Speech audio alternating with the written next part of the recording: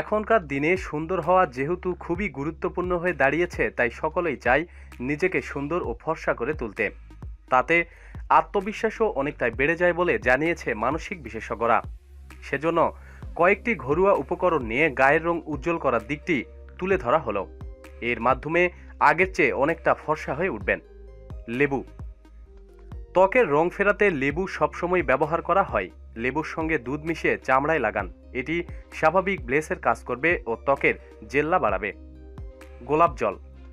গোলাপ জল মিশিয়ে গোসল করুন, তাতে অনেকটা লেবুর রসও মিশিয়ে দিন। লেবু ব্লেসের কাজ করবে ও গোলাপ জল গোসলের পরে জেল্লা ফিরিয়ে আনবে। ডিমের কুসুম। ডিমের সাদা অংশের পাশাপাশি কুসুমও ত্বকের জন্য উপকারী। কুসুম ফেটিয়ে তা ত্বকে মাখতে পারেন, তবে তা তোলার সময় ভিনেগার ব্যবহার করবেন। তাতে গন্ধ চলে যাবে আর আপনার ত্বক ফর্সা হবে। দুধ। দুধ গোসল ত্বককে ফর্সা হতে সবচেয়ে তাড়াতাড়ি সাহায্য করে।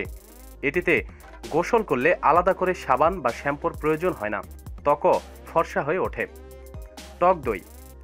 ত্বকের রং ফেরাতে টক দই ও লেবুর রসের মিশ্রণ তৈরি করে লাগান। এতে খানিক জ্বালাভাব অনুভব হলেও ফর্সা হতে দারুণ কাজ দেবে। জিরে। গোসলের পানিতে জিরে ভিজিয়ে রেখে তা ব্যবহার করুন। এটির ব্যবহারের মাত্র 10 দিনেই ত্বকের জেল্লা না ফেরালেও দারুণ কাজে দেবে। জিরে বেটে নিয়ে তাতে দুধ মিশিয়ে মিশ্রণ তৈরি করেও লাগাতে পারেন। ত্বকের রং ফেরাতে দারুণ কাজে দেবে। ডাবের পানি। ডাব বা নারিকেলের জল ত্বকের জন্য বিশেষ উপকারী। ত্বকের উজ্জ্বলতা ফেরাতে, কালো সাপ দাগ দূর করতে এর জুড়ি নেই। প্রতিদিন সব খবরাখবরের জন্য সাথেই থাকুন এবং সাবস্ক্রাইব করুন। ধন্যবাদ।